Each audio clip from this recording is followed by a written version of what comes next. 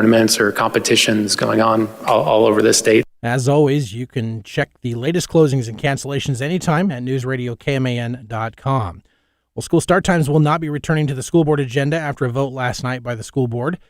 The district last month voted to change school start times for the upcoming school year in a shift intended to address a bus driver shortage. It would move elementary start times more than an hour earlier to 7:30.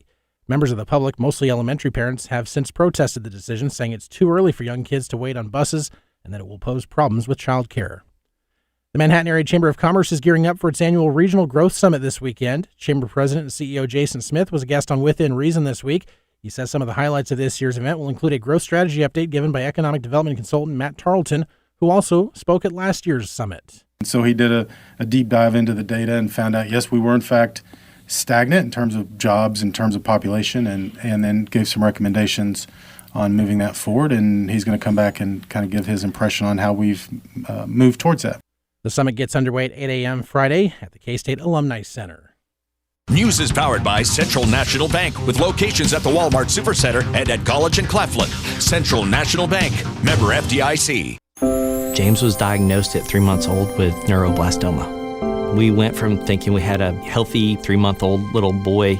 All of a sudden, he had this super serious cancer. It was heartbreaking. He had chemotherapy until he was just under a year old. And at that point, he was in remission.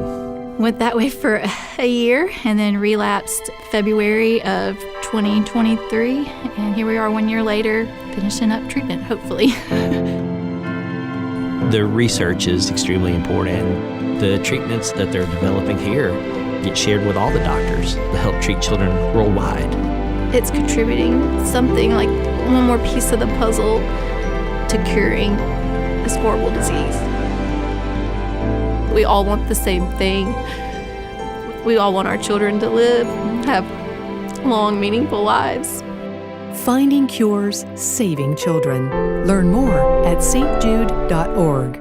We asked parents who adopted teens to share their journey. There are many times I thought, I can't do this. I mean, what parent isn't worried about? What am I not doing right? What am I not doing enough? And then I realized, wait, that's being a parent. Don't worry about being perfect. I've had around 3 other mother figures in my life, but only one of them has taught me how a mother loves. The greatest reward for me is he makes me better every day. I would tell a family considering adopting a teenager that teenager, whoever it is, needs you, and they need what you have to offer. Taylor's given me hope. He's our son, and that is what he will always be. Learn about adopting a teen from foster care. You can't imagine the reward. Visit adoptuskids.org to learn more. A message brought to you by Adopt US Kids, the U.S. Department of Health and Human Services, and the Ad Council. 75 years strong, bringing the news, sports, weather, and conversation. News Radio, KMAN, Manhattan. PBS News on the Hour, sponsored by Duke's Mayo. I'm Jennifer Kuiper. Grocery and hardware stores have been busy as a dangerous storm takes aim at the eastern two-thirds of the country. CBS's Cammie McCormick. States are preparing from Texas to Boston. New York's Governor Kathy Hochul. All across the state, New Yorkers are at risk of an extreme weather event, the likes of which we have not seen in many years. And Virginia Governor Abigail Spanberger. Virginia will experience dangerously low temperatures, power outages, and unpredictable road conditions. The storm is expected to start Friday in New Mexico and Texas and move east through the south, then up to New England. 140 million people are under watches or warnings.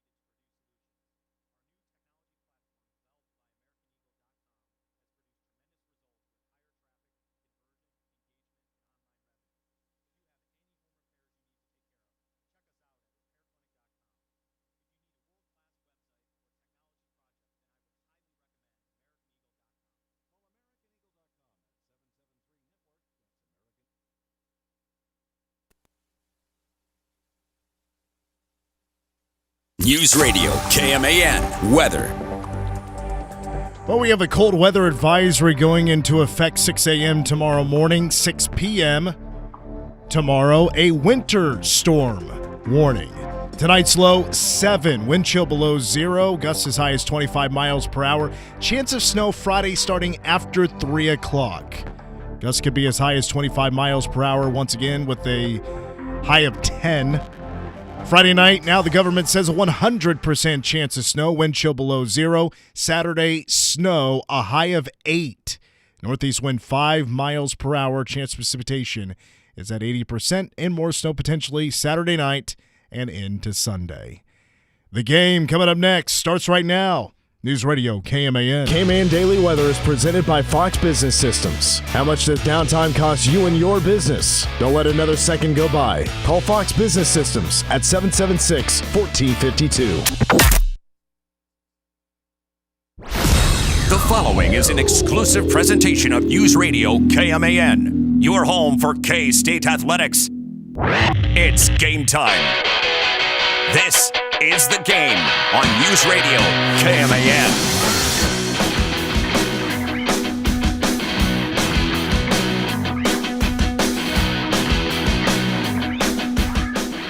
Well, word on the street is that K-State might not be the only team on Saturday without a key player or two. Press conference earlier today, plus coming up later on in our first hour, KU beat writer Henry Greenstein. Having him on a couple of days early. I think there's a lot to talk about with our KU friend. And it's not just basketball, football. The latest storylines there. Who are KU fans most excited to have? A former K-State player in Dylan Edwards, or their former OC Andy Koltnicki, who's back from Penn State?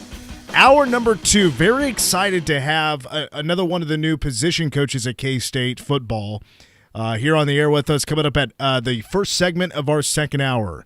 K-State defensive backs coach Jeremiah Johnson will be joining us live and coming up at about 5:10. K-State basketball selected for the Players Era Tournament, plus there's rumors about Travis Kelce's decision now starting to fly around.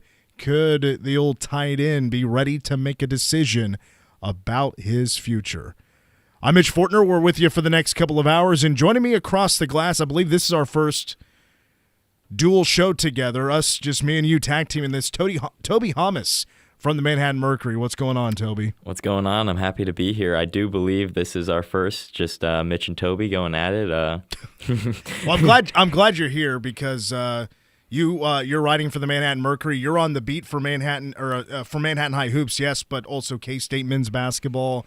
You've been doing it now for a year or two, right? Yeah, for the Manhattan Mercury. A couple years now, yeah. And you're doing a good job there. So I'm looking forward to hearing what you got to say about our topics today. Phone line, text lines are open, 785-537-1350. Right out of the gate, let's play a game. Because it just so happens, right here behind me, I got 2 tickets and a parking pass to Saturday's game. Now, I'm also very curious to know if there's anybody out there that just isn't going to be able to make it, not wanting to deal with the weather. You know, I got a feeling it's going to affect KU fans that were planning to come to this game. Some are still going to brave, they're going to brave this weather. It's not going to matter how much snow we get. Of course, the road crews are going to be working hard to clear that stuff off and allow the traffic to get to the game. But I still want to give away these tickets.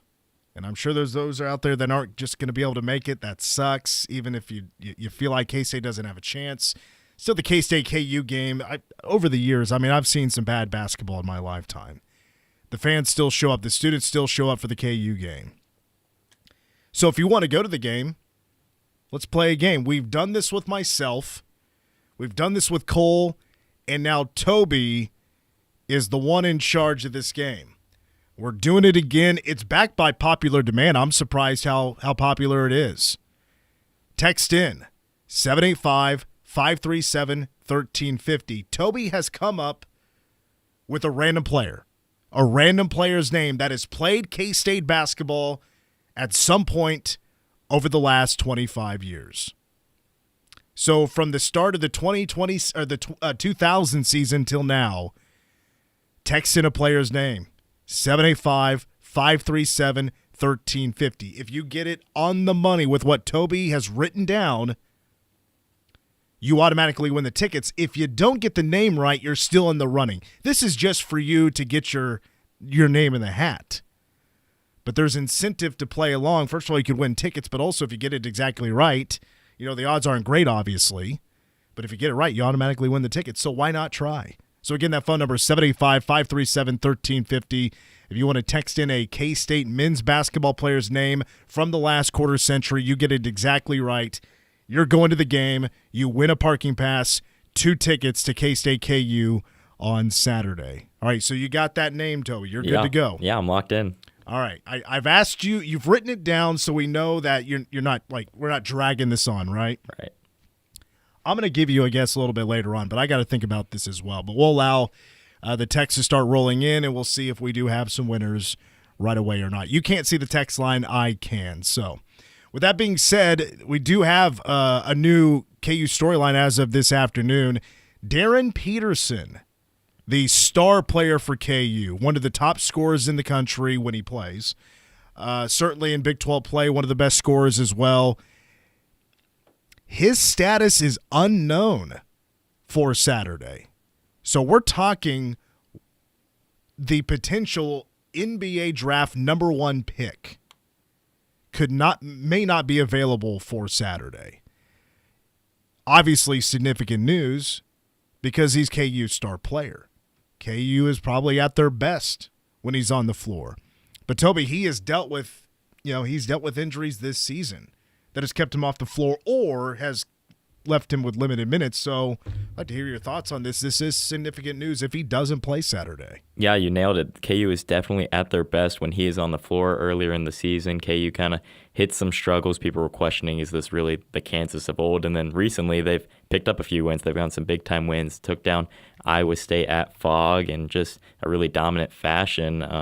So KU's definitely been rolling now that they have Darryn Peterson playing in Big 12 play consistently. Since they've gotten his consistent presence back, they've definitely taken the next step. Well, and we're going to talk with Henry here in just a moment about this, and we'll get his answers to what is truly Darryn Peterson's status. I would love to know more about his limited minutes, because Bill Self has talked about it, but the word is that his family is having a lot to say about this. His agent, and I get,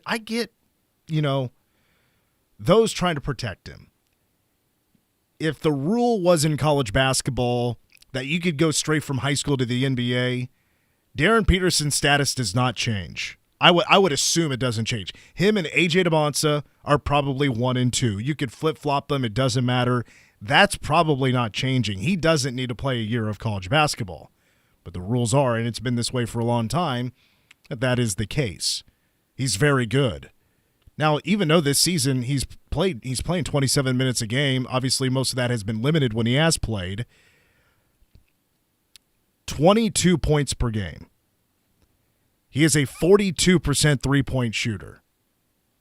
Around the rim could maybe be better, but great free throw shooter. Pretty decent defender. Doesn't pass a whole lot because he's taking those shots. I'll ask Henry about this, but I feel like KU has actually benefited from his absence sometimes. I look at Melvin Council. I think Melvin Council has gotten a lot better. He's almost better when Darryn Peterson is not on the floor. Has been my, opinion from watching KU play, especially, early Big 12 play there in non-conference when Darryn Peterson was not playing. Trey White, I think, has really stepped up. He has been a hell of a rebounder. He is one of the Big 12's best rebounders. He's a guard. He might be the best guard rebounder in the Big 12.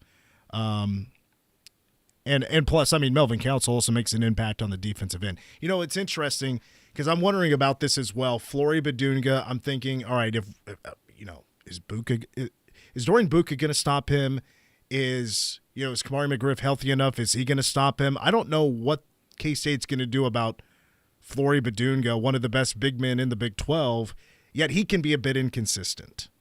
Yeah, I mean, looking at Flory, that was one of the points of emphasis I had coming into this game because in that last game for K-State against Utah, they were using Taj Manning at the 5 for parts of that game. They were going guard-heavy, smaller lineup. So if you throw in a guy like Flory Badunga, my bad.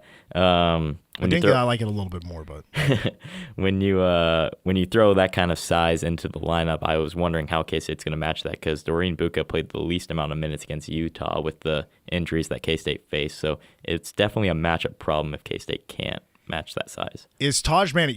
You're a newspaper guy. You're a writer. Is Taj Manning the best story of K-State basketball this season? I'd still lean David Castillo. His emergence as a starter, 6th man, probably going to be a starter the rest of the year, depending on Abdi Bashir's status. But I would lean David Castillo, his kind of breakout, his emergence being the storyline so far. Abdi Bashir is out 4 to 6 weeks. He had surgery on his foot, which Coach Tang was more than happy to talk about that. Any other injuries, HIPAA comes into play. I've always just assumed he doesn't like talking about concussions. But that's my opinion. I don't have anything really to back that up. It's certainly speculation on my part. If Darryn Peterson does not play, obviously that's a big factor out for KU. KU still, I think, can certainly win this game. And I would still think Vegas would pick KU to win this game Saturday, even if Darryn Peterson is not on the floor. I go back to that game in Allen Fieldhouse against TCU where Peterson isn't really on the floor for those final moments. With KU scratching and clawing back, he comes back in, he nails some free throws, with some stupid fouls on TCU's part. So, I would expect K-State to pull some of the same, which has happened the last couple of games. But not having the nation's best player is quite significant. I still don't think I would pick K-State to win this game because you have to have. Of course, P.J. Haggerty really is your only paint scorer at that point. If no Kamari, you're already down Moby and Elias, which who knows when those guys are going to be back? Who knows if we even see him on the bench at any point in time in the near future? Abdi's out 4 to 6 weeks. I remember last year, when the K-State KU game came up, just the way the two teams were trending, KU was starting to reel the other direction. Again, the Hunter Dickinson project isn't what it should be. And K-State was finally winning some games. They had put multiple a winning streak together. I remember last season, the K-State KU game, it was the worst time for KU to play that game. It was the best time for K-State to win that game. I was so convinced K-State was winning that game, and they did. And they led for most of that game. They had multiple double-digit leads. K-State was just the hot team. KU wasn't. KU made it to the NCAA tournament, but they fizzled out in the first round. K-State doesn't even make it to postseason play other than the Big 12 tournament. To me, it's flip-flopped. Yeah, you nailed it. Last year was definitely a recipe for success for K-State to win coming into that game. Doesn't feel that way this year at all, outside of the Darryn Peterson news that just came out today. But, you knew Coleman Hawkins was going to get up for that game last year. There were pieces to the puzzle that made sense for K-State to come out fired up for that game. I don't feel like there's enough body of work, enough evidence to say that K-State can compete and successfully come out on top today other than just the getting up, having the crowd for a KU game. Let's go and take a break because coming up next, we're going to go straight to chatting with KU beat writer Henry Greenstein. We're going to get more information on Bill Self, Darryn Peterson, the rest of KU basketball. I don't leave it out of the realm of possibilities that K-State, there is a slim chance that they could win.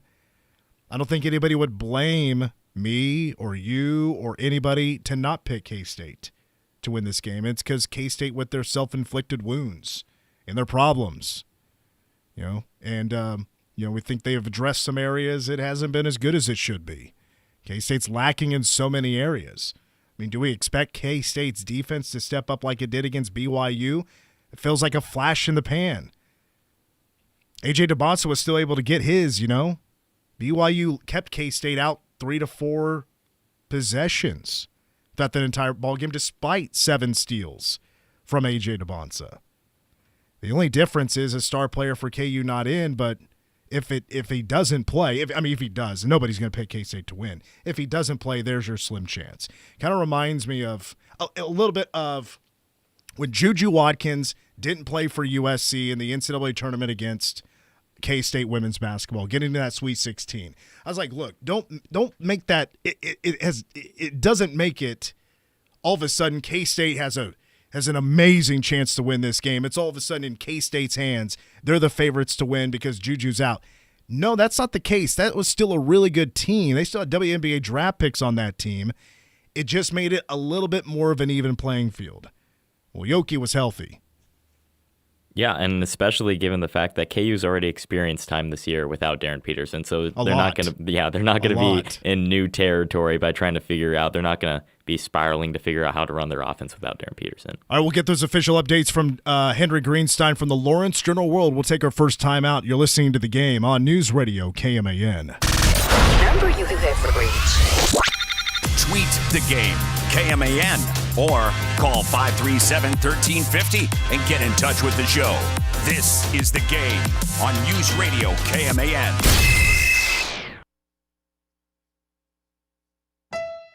Can you help me access my work computer now that I'm working from home? We can do that. Is it possible for you to troubleshoot my computer without me coming into your store? We can do that. I'm getting messages that my password's been compromised by hackers. We can. And that I have malware installed. We can. I don't even go to the mall. We can do all of that. Fox Business Systems business level support. We can do that. Call 776-1452 or stop by 531 Fort Riley Boulevard. WeBuildSolutions.com.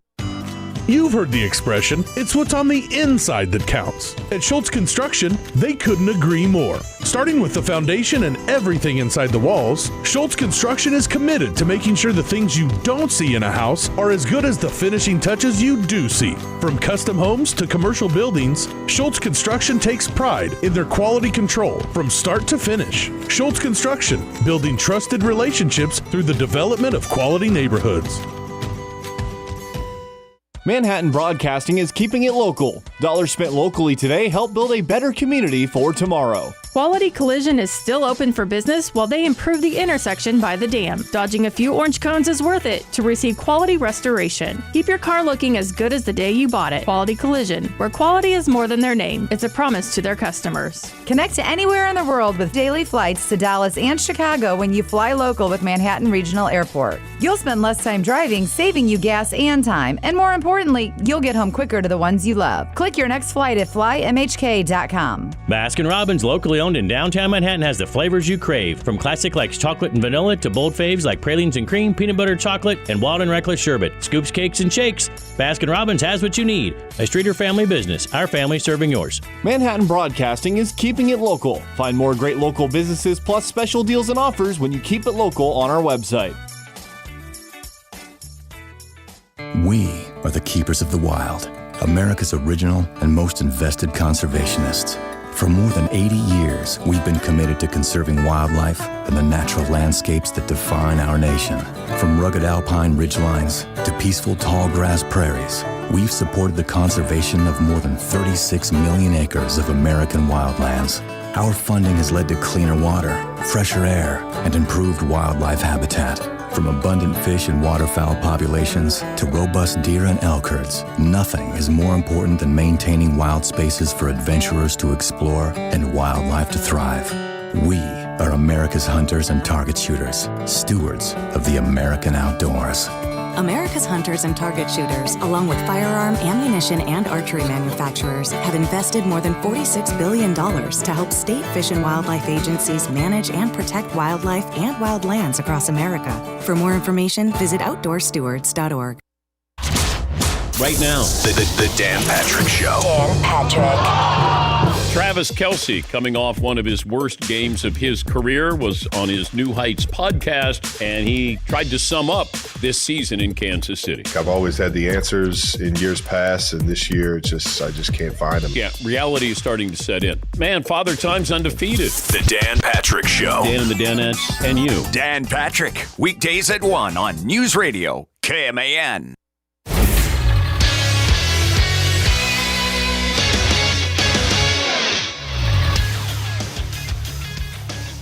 I'm Mitch Fortner with a game sports update presented by Bottle Cap Sports Bar. K-State men's basketball has received an invitation to participate in the expanding 2026 Players Era Men's Championship Field, which will take place in Las Vegas during the Thanksgiving week as they join TCU, Texas Tech, and West Virginia and the expanded 32-team Players Era Field, alongside already Big 12 participants for next season: Baylor, Houston, Kansas, and Iowa State. This is the tournament that pays NIL out for these teams to come instead of those teams paying to go to particular tournaments like Maui and the Battle for Atlantis. As this past year's Players Era tournament, teams were paid at least $1 million to participate. More info is coming out in the coming weeks. Tonight here on KMAN, it is the Dodge City Tournament of Champions quarterfinal action. The Manhattan boys at a record of 9-1 facing Olathe East. Their record is 7-3 on the year. With a win for Manhattan, head coach Benji George becomes the all-time leader in wins in Manhattan boys basketball history. Tipping off at 8:30. Pregame coverage at 8:15 with Cole Dutchendorf here on News Radio KMAN.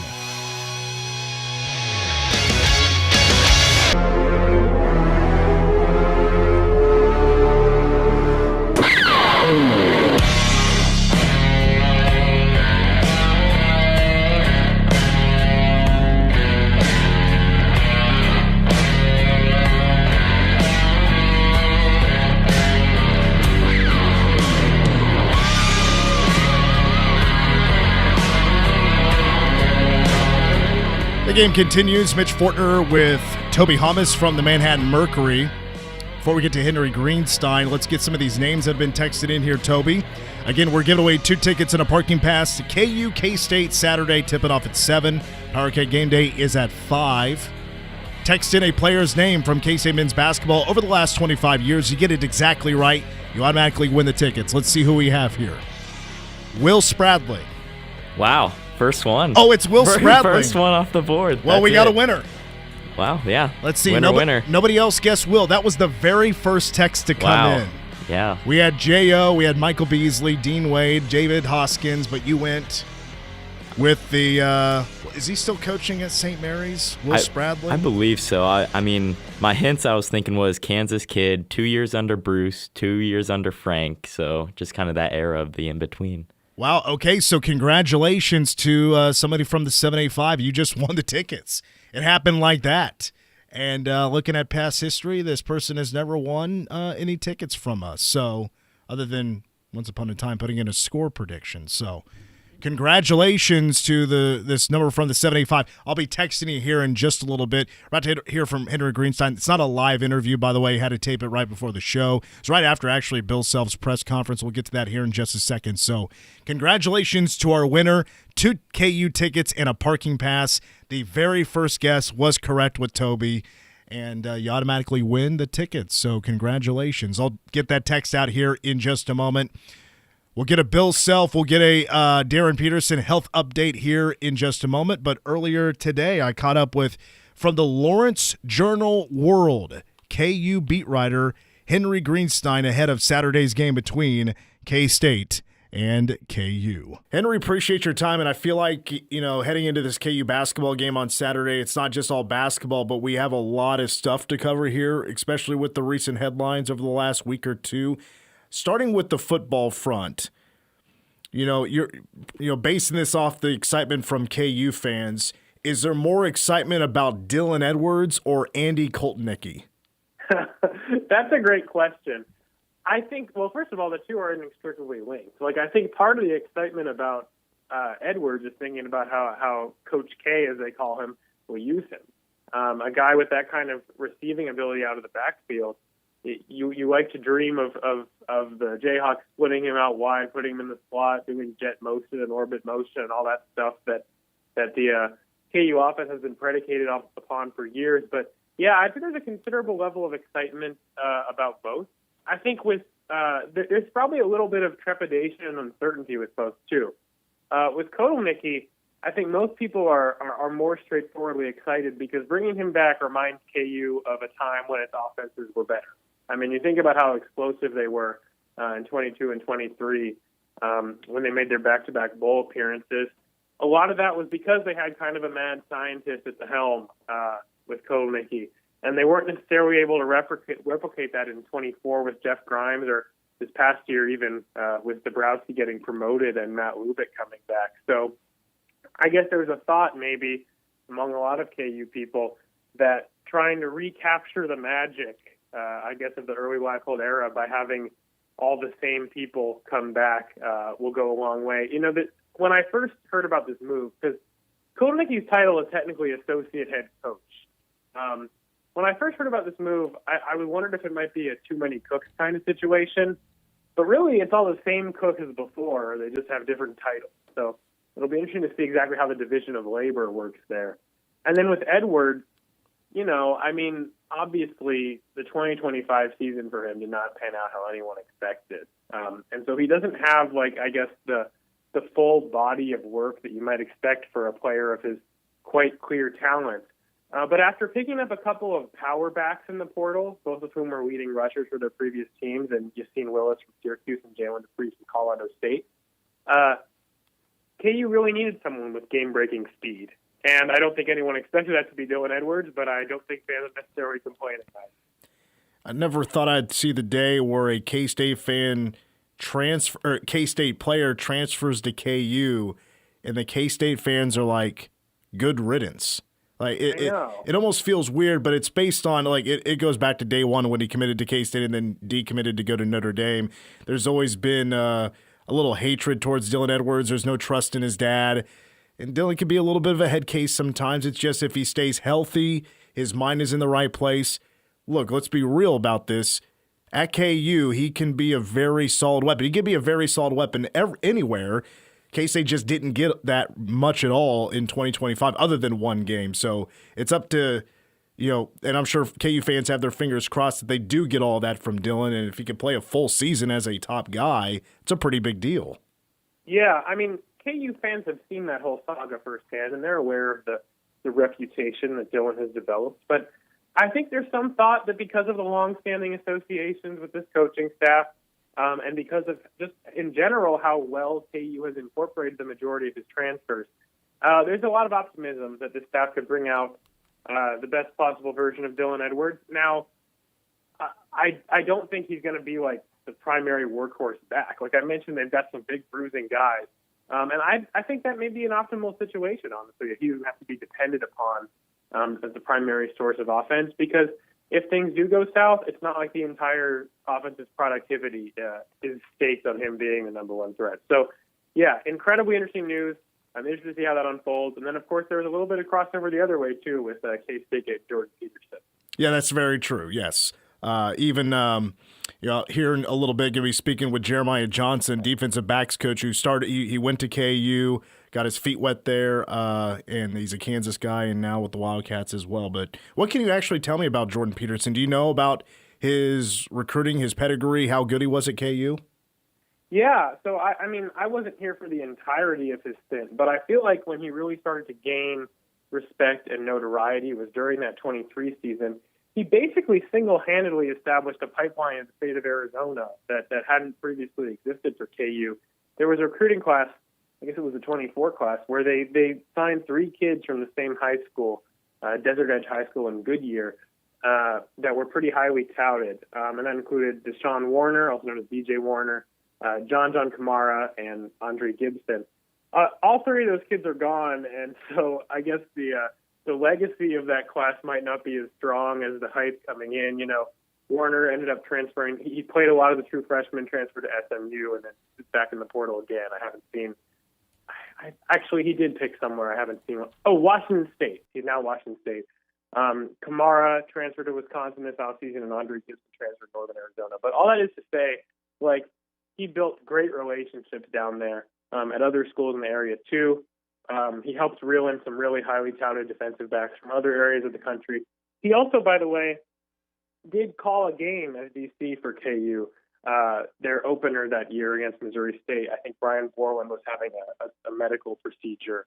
So he got experience in that end, and obviously it's not the only time. He'll be in a defensive coordinator role too. But yeah, someone who survived through multiple KU staffs, made himself useful, was really highly thought of, went to A&M, kind of hard to resist the call of a school you've had that long-standing association with, and now has come with Klein to K-State, and just another thing that will add an interesting element to this year's Sunflower Showdown in football.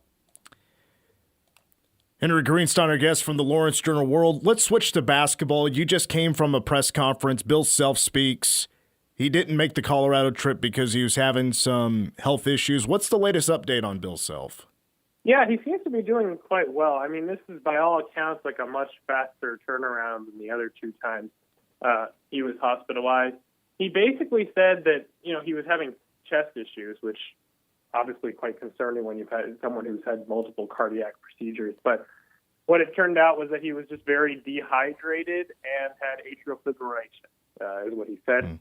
And so they didn't want him to go in altitude, either flying or heading to Boulder. And KU took care of business there against the Buffs with Jock Vaughn in the role of acting head coach. And, Self said today he was back in the office yesterday. So he was back at practice today as we're recording it. And shouldn't be any issue with him. I mean, it's just, I guess, a little alarming that he has had these continuous issues where he's had to be hospitalized. Anytime anyone's hospitalized, it's deeply concerning. But this one, at least hearing him talk about it, doesn't seem like the kind of level of severity as March 2023 or July of last year. We talked about this on the show the other day, and this is not coming from a jealous K-State fan. That would make sense maybe 6 or 7 years ago. Bill Self is now in his 60s. He has had multiple health setbacks. He's had the stents put in 2 separate occasions. Should there be legit concern about his health moving forward because of his age, because of his recent history? And he's also, he has one of the most stressful jobs in sports. Yeah, I mean, I think I wouldn't blame anyone for being concerned about it. But to Self's credit, he's made considerable adaptations in his lifestyle and his health. I mean, if you've seen him this season, he looks great. Like he's followed dietary and exercise advice from his doctors. Especially, I guess, for the first big warning sign was that hospitalization in 23 that made him miss the tournament. But I mean, he's adapted considerably. He's spoken optimistically about the future. He's certainly not recruiting like someone who's going to be out anytime soon with the way that the 26 class is shaping up for KU. So I wouldn't blame anyone for being concerned. Like I said, he's been hospitalized 3 times in the last 3 years. That's grim. But there's also reason to believe that he could be at it a little while longer if he wants to. All right, so the other health big storyline this season for Kansas has been obviously, Darryn Peterson, the number 1 recruit, the freshman. He's got a very bright future ahead of him, but, he's been in and out of the lineup from not playing to limited minutes. And the whole story, kind of hearing from a distance is that his agent, his family have been, calling the shots on how much he plays. Maybe because of that, he didn't play much in the second half against UCF, for example. From what you know, I mean, is that true? Is that what's going on? Well, I think it's been exaggerated a little bit, but certainly the family has a significant role in determining how he plays. Now, granted, and by the way, Self has said that and said that he agrees with them that it should be 100% when he plays. But I think most of that stuff is in the rearview mirror at this point, frankly. Like, not that he's 100%, and just to provide some more clarity, early in the year it was a hamstring issue. Then it became recurring trouble with cramps that would plague him towards the end of the games. And so until recently, he hadn't finished a game. But at Colorado, playing in the altitude, not only did he finish the game, he did so despite playing through an ankle injury he suffered in that game. And now we don't know if that ankle sprain is going to keep him out of the Sunflower Showdown. But certainly an encouraging sign that, and he came out at some pretty brutal times, like moments where they could really have used him. But he also came back in at the very end of the TCU game and drew a foul on a three-point attempt and made all 3 free throws to send that one to overtime. Clearly he's someone who wants to be out there as much as possible. It's just taken a long time and a lot of effort to get him into this kind of early 30s minutes per game range. But, Colorado was sort of one step forward and one step back in the sense that he finally finished a game with the cramp situation, but he was pretty ineffective late in the game because of the ankle that he twisted in that game. So, as we're talking now, Self has just said he's not sure whether Peterson will play against K-State. Obviously, KU could use him to go bucket for bucket with Haggerty. And he is pretty much unparalleled as a scorer. I haven't seen anyone like him in college basketball. In terms of the shots that he makes look easy, that are highly contested or off balance, there's really nothing like it. It gives KU a dramatically different dimension when he's in the game. That said, because of the reasons we talked about, the Jayhawks have a lot of practice playing without him too. Speaking with Henry Greenstein from the Lawrence Journal-Wood, got a couple more questions for you. So, with Darryn Peterson either not playing or limited, has that benefited, you think, anybody else on the floor getting that extra time, and you've seen them blossom this season?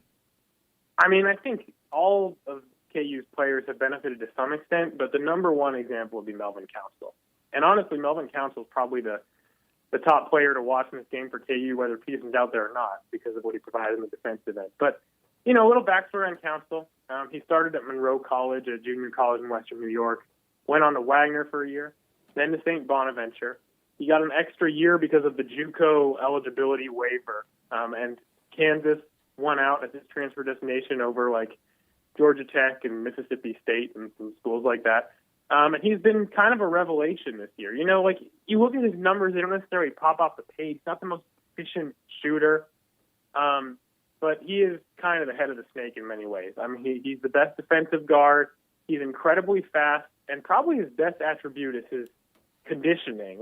He plays almost the entire game and seems to get better as it goes along, which is not something that a lot of other players could say. If you look back at his game logs from St. Bonaventure, I think he played all 40 minutes 15 times in that season. But, he was a guy who was really able to grow into a leadership role in large part when Peterson wasn't playing.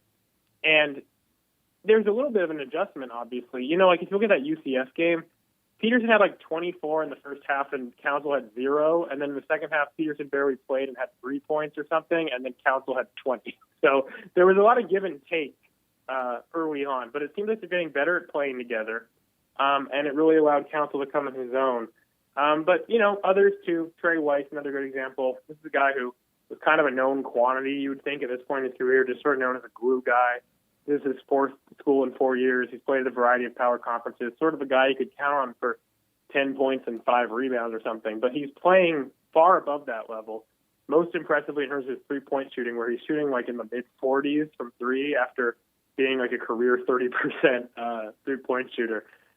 He's also been a really good rebounder. So those two guys, both transfers, have meshed with Bill Self's play style and the Jayhawks as well, if not better, than anyone else that he's brought in the portal era. And they both had the chance to occupy more central roles because of Peterson's inconsistent availability. All right, one more player I want to ask about is, and this is the guy I just don't know how K-State's going to stop him. If Kamari McGriff doesn't play, that's not great. I don't know if, Dorian Buka, probably not the best option here. But Flory Badunga, can you give me or K-State any advice on how to stop him, especially with K-State being shorthanded? We could be down 3 wings in this game. This one kind of worries me here, Henry.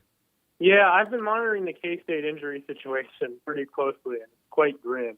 Yeah, McGriff will play a large role in that. The thing about it, I guess if K-State fans want some consolation, is KU just hasn't quite figured out the best way to get Flory involved on a consistent basis. He's an incredible lob threat on offense. He's really long. He's got a 7-foot-plus wingspan, even though he's only about 6'9".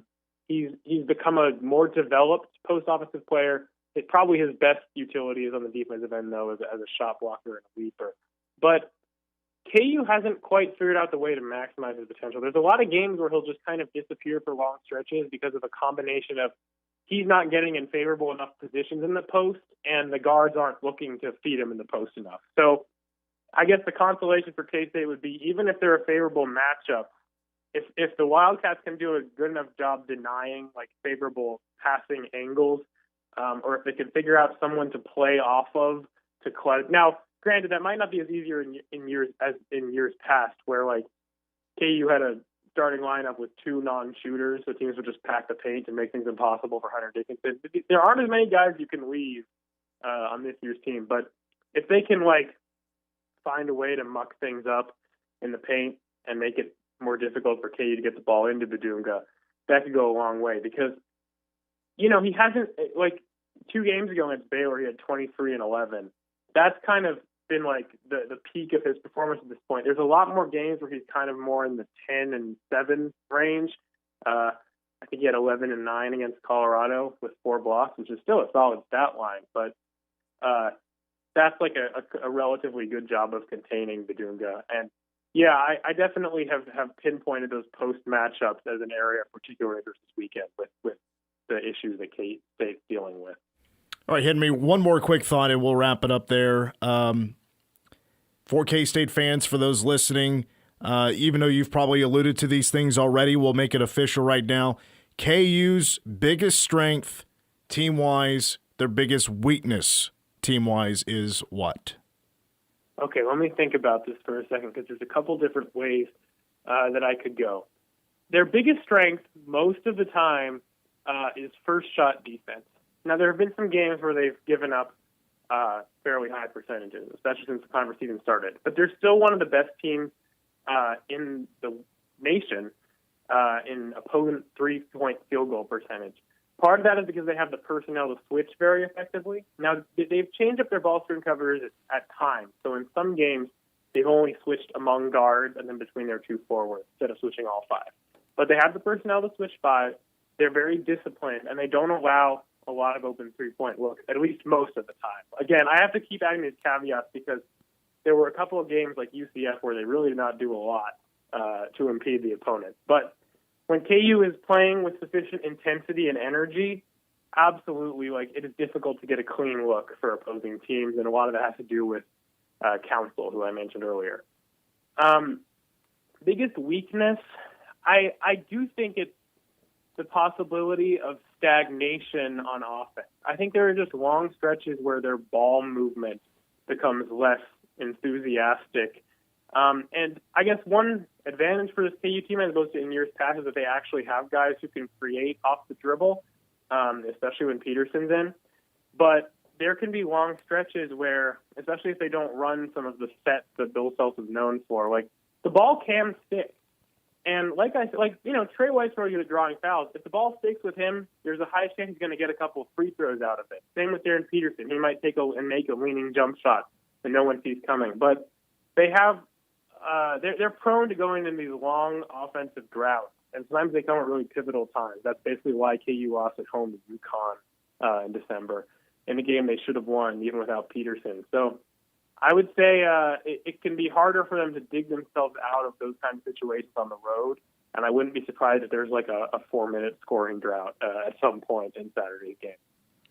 All right, Henry, well, I appreciate the look into the Kansas Jayhawks today. If you do decide to make the trip on a snowy Saturday to Manhattan, please drive safely, and hopefully we'll see you at the game. If not, we'll be talking to you soon. Thank you for your time. All right, thanks for having me. Henry Greenstein from the Lawrence Journal-World joining us here on The Game. Still to come to kick off our second hour, Scandia native Jeremiah Johnson, coach in the secondary, some defensive backs going to be joining us here coming up at 5:10. More on the K-State playing in the Players Era Tournament in our next hour as well, plus some rumors circulating around Travis Kelce's future. We'll take a timeout. We'll finish hour 1 of the game. Coming up next on KMAN. Your home for K-State sports. Oh, didn't see you there. Hi, I'm Devin Enkel. I'm holder for Kansas State University. I'm officially starting my campaign for the Mortello Award. Let's go, Cuzzo. This is The Game on News Radio KMAN.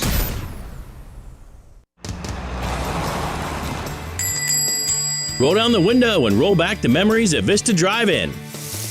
Juicy burgers, crispy fries, creamy shakes mixed just right, fresh squeezed limeades, and that taste you've loved for generations. Family night, date night, or just a quick bite done right, Vista Drive-In makes every stop a classic. So hop in the car, bring your appetite, enjoy the food that never goes out of style. Vista Drive-In, great food, great memories, served fast. Vista Drive-In, serving Manhattan since 1964, a Streeter family business. Our family serving yours. Whether it's game day or a night out with great live music, Bottle Cap Sports Bar delivers the atmosphere you're looking for. It's Manhattan's go-to spot for catching every Wildcats or Chiefs game and enjoying live music that plays the songs you actually know. Come early for a good seat, great music, and cold drinks served up right. Stay in the loop. Check out their Facebook page for the full schedule of events. Bottle Caps, where the music's live, the game's always on, and the vibe is just right. Bottle Cap Sports Bar located on West Anderson across from Dairy Queen. What's up, everybody? Nick Costo's here to help you beat the books with Westwood One Sports. Coming up Sunday for the AFC Championship, New England's a 5-point road favorite at Denver.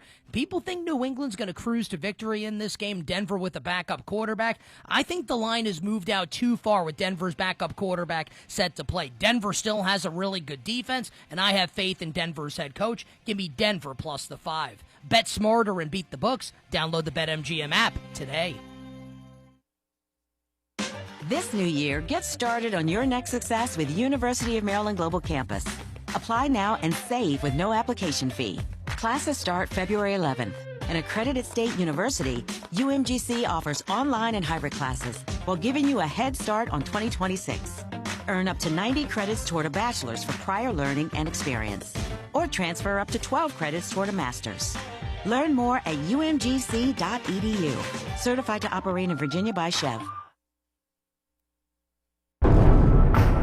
Battles aren't won solely on the field. That's a common misconception. Battles are won within, over enemies of fear, enemies of doubt. In that place where promises are kept. Promises to oneself. This is a physical training event. Promises to one's community. Healthy people move debris out of their house. Promises to one's country.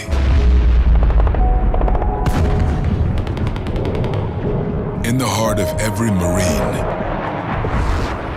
you'll find a promise. A promise forever kept.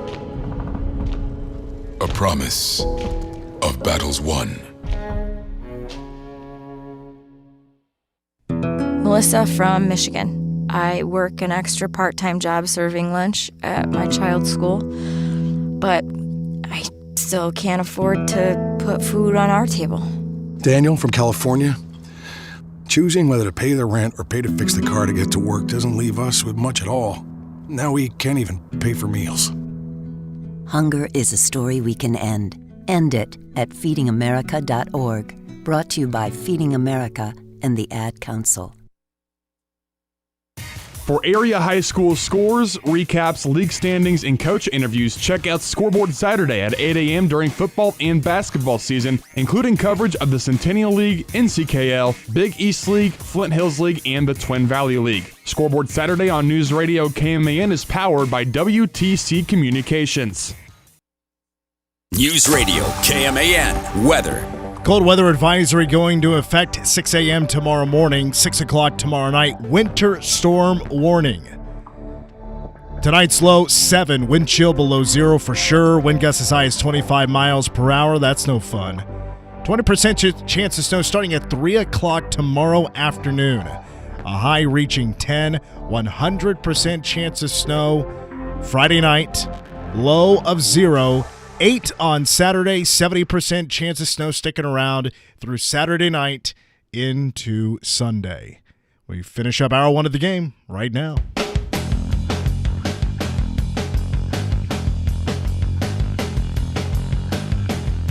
All right, just a couple more minutes left here in hour number 1. Mitch Fortner, Toby Hamas with you till 6 o'clock. So we are doing a text giveaway of K-State KU tickets for Saturday with a parking pass. Guess the basketball player that Toby had in mind. You win the tickets. The very first text, the very first got it right, it was Will Spradling. So to keep the text conversation going, first of all, I always recommend questions or comments, 785-537-1350. A former host of this show and somebody that still works in this building is having a vasectomy tomorrow. And he's looking for some advice. What is he about to go through? The pain. Should he be sitting down for a while? Should there be no jumping jacks? Things like that. Any advice, if you've ever had one or you're a doctor or, whatever you can add to the conversation when it comes to advice, text us 785-537-1350. Michael Scott kind of freaked me out about the old snip, snap, sip, snap, sip, snap. I don't think I know anybody that's ever had one. Yeah, that's exactly where my mind went to. The only advice I would have is to watch that episode. Hopefully it can calm me down a little bit. Well, and I've been told that procedure is easier than what I've been told is like getting your like the women getting their tubes tied, however that works. I think that's another snip, but it's irreversible. A vasectomy, I guess, is you can reverse it. I wish I knew how it worked because it's a little fascinating. Do I want one? Not really. Even I'm not one that I don't want to have kids. So, but I didn't ask if I could say who it is. This is a medical procedure here. Sure. As a part-time doctor, I'm not supposed to talk about this, even though I'm not doing the procedure myself. Right. I've also told it could be done right there in the office. Boop. Like it's that easy. There's no, you're not going under or anything. So I don't know anything about it. You got advice for our friend, 785-537-1350. That's going to end hour number 1. But coming up next, very special guest. It's going to be K-State defensive backs coach Jeremiah Johnson. He's from Kansas. He has been all over the country. He's been a defensive coordinator. He's going to be joining us coming up next. Stick around, hour to the game after these words on KMAN.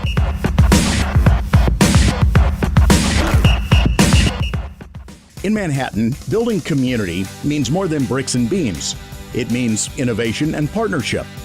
At McCown Gordon Construction, we deliver feature-focused solutions to projects that shape our region. From advanced research labs to vibrant education, healthcare, and community hubs.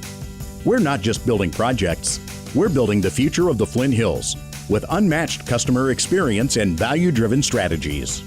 We're building for tomorrow. Visit kansas.mccown-gordon.com. American Family Insurance. Rob Wild here from Wild & Associates. I get it. Running a small business isn't easy. We're a small business too, so we know how much time, effort, and heart goes into what you do. That's why we take the time to guide you through your coverage and make sure your business is protected from the unexpected. Call us today, your local insurance team that truly understands small business. This is Rob Wild, agency owner, Wild & Associates, LLC. American Family Mutual Insurance Company, SI, and its operating companies. American Family Life Insurance Company, 6000 American Parkway, Madison, Wisconsin. Baseball is back in Manhattan. K-State baseball season tickets are on sale now. Get the best seats, the best value, and a full season of Wildcat baseball at Twighton Family Stadium. Visit kstatesports.com/tickets and grab your season tickets today. Baseball is back in Manhattan. K-State baseball season tickets are on sale now. Get the best seats, the best value, and a full season of Wildcat baseball at Twighton Family Stadium. Visit kstatesports.com/tickets and grab your season tickets today. I'm Brad Jones, owner at Home of the Flint Hills, where every day is designed with you in mind. We offer a warm, secure, and inspiring home for seniors where independence is honored and your choices always comes first. Experience beautiful, private residences filled with luxurious amenities and a dedicated team of compassionate caregivers. At Home of the Flint Hills, we're more than just a senior living community. We're a place where you're respected, empowered, and free to live life your way. Enjoy the comfort of staying in one place as your needs grow. That's TrentHills.com to schedule your tour today. Manhattan's home for news, sports, weather, and talk since 1950. News Radio, KMAN, Manhattan.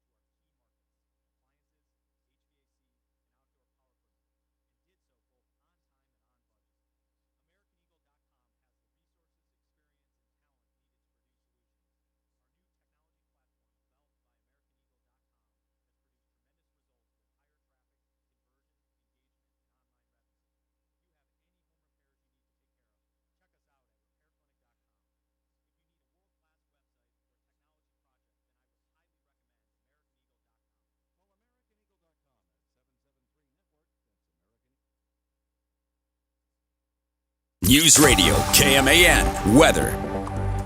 Well, let's take a look outside, and of course we're expecting some snow this weekend and some frigid temperatures. Cold weather advisory starting at 6 a.m. tomorrow morning. Winter storm warning 6 o'clock tomorrow night. Of course, the amount of snow varies. Also depends on how strong this winter storm can get. But tonight's low is going to be 10, wind chill below 0, 100% chance of snow Friday night into Saturday. With a low on Friday night is at 0. Saturday's high, 8 with an 80% chance, 70% chance Saturday night into Sunday. Hour 2 the game coming up next. K-Man Daily Weather is presented by Fox Business Systems. How much does downtime cost you and your business? Don't let another second go by. Call Fox Business Systems at 776-1452. You're locked into The Game on News Radio KMAN.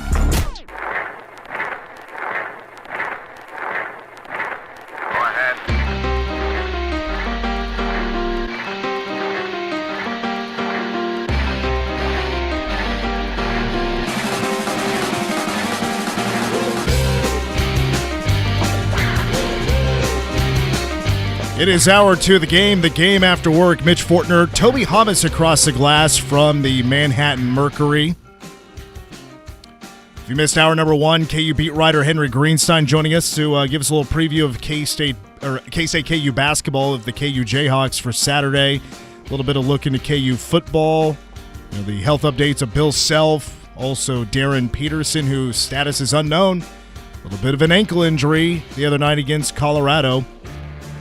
But joining us now, very excited about this conversation with new K-State defensive backs coach Jeremiah Johnson, who now joins us. Coach, I'm sure you've heard plenty about the forecast. I hope you're able to get out of town and avoid the cold this weekend.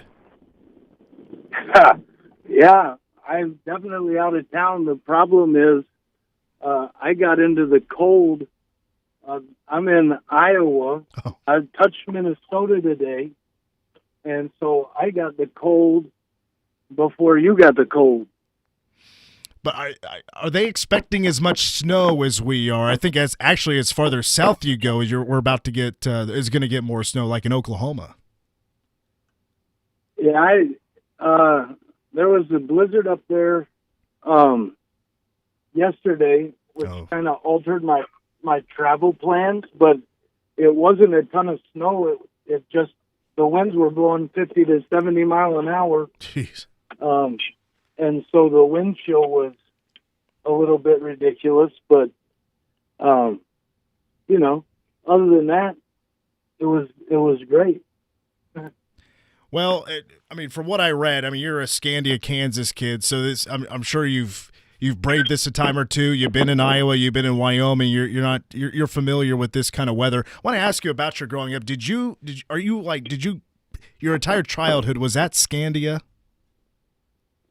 So my dad was the head football coach at Mankato when I was really young. So I was that kid that I'd get out of school at the elementary, I'd ride the bus to the high school, and I'd go to practice. And I did that probably till about the 5th grade, and then we moved to Hiawatha. Okay. And I was in Hiawatha until I was a sophomore, and in December of my sophomore year in high school, my dad's mom got sick, and so we moved back to north central Kansas, and we moved to Scandia, and so I graduated from Pike Valley. Okay. So I was in Scandia the last 2.5 years of high school. I'm very familiar with that area. So if you're trying to go out you're in high school, your friends, are you sneaking over to Belleville or Concordia or anywhere? No, most of the time we went to Cortland. We played a lot of cards. We played pitch. We played poker. We didn't get into too much trouble back in those days, but we did have a lot of fun. It was, a farm community, so everybody worked really hard during the day, and then about 9 o'clock we'd go to the park in Cortland and play cards. That's pretty much what we did about every night. So you end up going to school at KU. Did you play for KU or did you just go to school there? I did not. I just went to school there. So how'd you get your foot in the door to start coaching? So this is going to blow your mind, but Coach Kleiman was a GA at the University of Kansas when I was a student. And Terry Allen was the head coach. And so when you think about the whole story, Terry Allen was at Northern Iowa before he was at Kansas. Chris Kleiman played at Northern Iowa. So anyway, Clyde helped me get the job at Wyoming. I was there for a year. And then he went to this place called Loras College in Dubuque, Iowa. And he called and said, why don't you come to Loras College? I can pay you. You don't have to be a GA. So I went to Loras College, and he paid me. I still ended up getting my graduate degree from there. I met my wife there, and I was there for 4 years. And then when he went to UNI, I went to UNI with Coach Kleiman, and then he went to Fargo, and I stayed at UNI, as I can only go so far north before it's just too dang cold. You know, I'm not surprised you brought up Kleiman's name because I'll need you to confirm this. I've just heard this as a rumor. Is it true that he was in your wedding? Yeah, that's true. He was. He was in our wedding. So how far down the line was he with the groomsmen? Was he best man, or where was he in the line? No, he was actually an usher. He and this guy named Mark White. He's actually also he's a basketball coach. But the three of us used to do a lot of things together. When we were all three in Lawrence at the same time, and we worked at this place called the Coach's Edge, way back like in 1998. So that's how far back that goes. Do you think if there happened to be a change in the secondary somewhere with coaches, if it's Malone or Klanderman, you think even with if Kleiman was still the coach, you still could have got that call? Yeah, I mean, I'd probably. Coach Kleiman and I talked a lot. And a lot of people have asked me since I've gotten here, why I never came here with Coach Kleiman. The simple answer is when he went to Fargo and we stayed at Northern Iowa, he hired other people to do the jobs that I would have done. And then when he came to Manhattan, he brought those people with him. So it never worked out for him to ask me to come to Kansas State. Otherwise, for sure I would have, right? Because this was an opportunity for me to come home. So I would have done that for sure. But we're still very close. We talk a lot. When I was named the interim at Coastal, for the bowl game, he was the first person that I called to try to figure out how to make the bowl schedule. So obviously a very, very good friend of mine and a mentor. Like if you ask me who in my life has influenced me as a football coach the most, other than my dad, Chris Kleiman is the answer. Well, that's a really fascinating story. You go back to the Independence Bowl, with what you learned from Kleiman and being the interim for a bowl game. Maybe 10 years ago, it's a little bit more of a cushy job, but I mean, are you getting advice on how to retain players through that time? Is that what most of that time was spent on? No, I was just trying to. Those kids and I had a really, really good relationship. Those guys at Coastal, and so I felt pretty good that they would play hard. I felt pretty good that they would stay and want to compete. I I wasn't really worried about that. What I was concerned about was that bowl wasn't until December the 30th. And so Coach Beck, I can't remember the exact date, but he might have gotten fired on December 1st. So it was 30 days that, you know, we had to keep those kids interested. I was worried about, I knew I couldn't keep them there the whole time, so I was trying to figure out when should I send them home, when should I bring them back, what does the practice look like before we know who the bowl opponent is, you know, all of those things. That was really what I was leaning on him first initially. And then once we found out when the bowl game was, who the bowl game opponent was, then I called him back and I said, okay, now we know when we play. I kind of went through what my thought process was and talked about what he would have done, and then we met somewhere in the middle, and that's how we came up with our practice schedule for getting ready to go to Shreveport and play that football game. Did you like doing it? Did you think after that was all done that, like, oh, this is maybe something I can do maybe again down the road? Yeah, I loved it. Everything except the second half. You know, I don't know if we got a first down in the second half, but the kids played really hard. I enjoyed the process. You know, and for me, it really wasn't any different because I didn't insert myself into the offense that much. You know, just because they were kind of who they were at that point in the season. I didn't tell them, you know, I want you to do this or that. We only had really one healthy quarterback. So it wasn't like I was going to go in there and say, hey, I want you to do this or I want you to do that. There was only so much that those coaches could do. And to be honest with you, I was just happy that those coaches respected me enough that they chose to stay and coach in the bowl game because they weren't contractually obligated to do it. You know, like they were technically, those guys were all fired, and, you know, I basically had to ask those guys to finish that job. And, you know, they really didn't get anything out of it except for, you know, I mean, the satisfaction of finishing a job that they started way back in August. You've been coaching now for a while, and you've, of course, you had your multiple stops. You've been a defensive coordinator for a long time as well.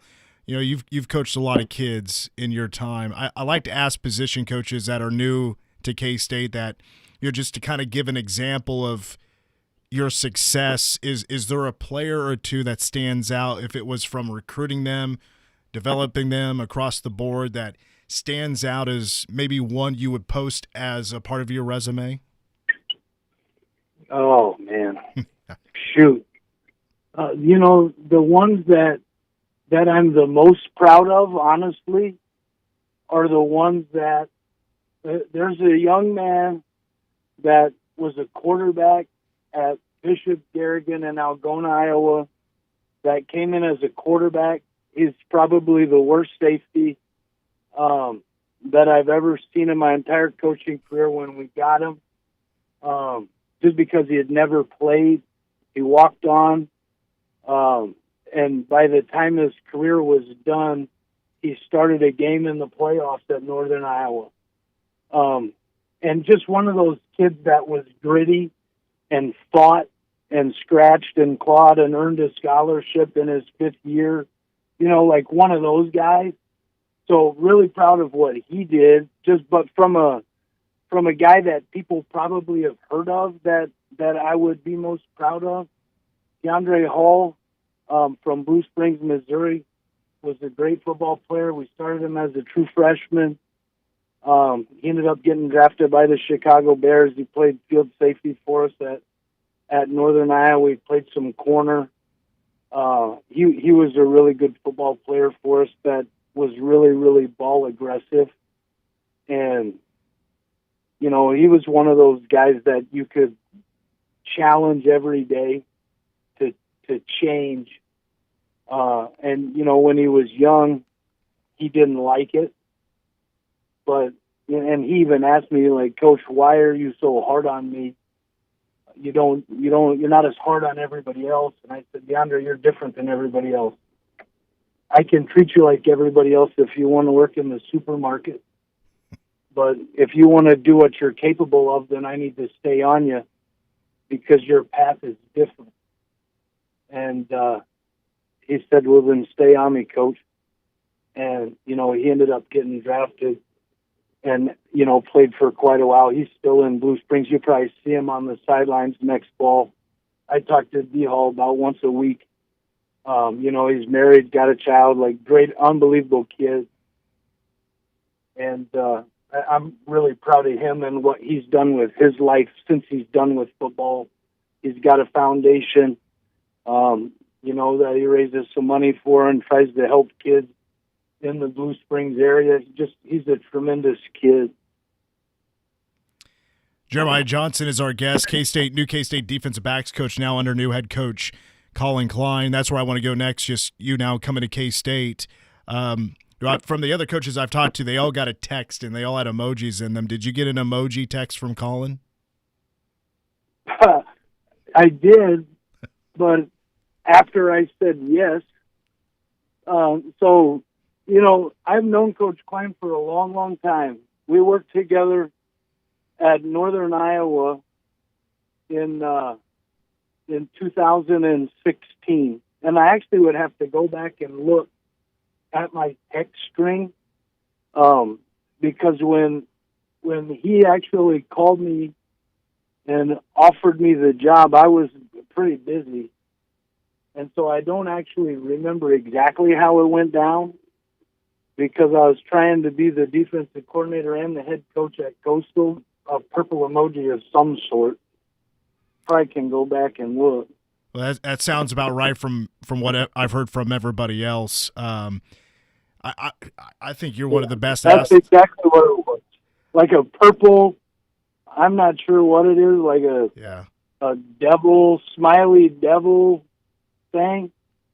But yeah, I got one of those. That's what it was.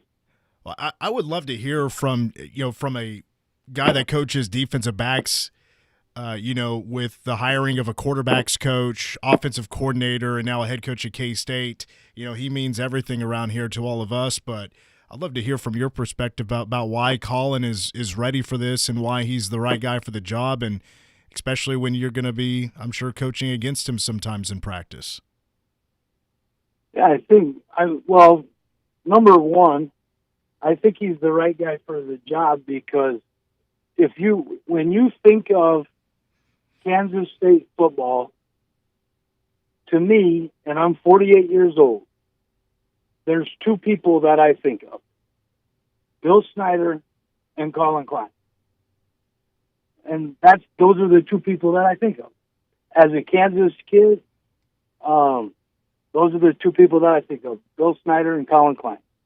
And Coach Snyder's probably too old to do the job anymore, so Colin Klein's exactly who you want to do the job.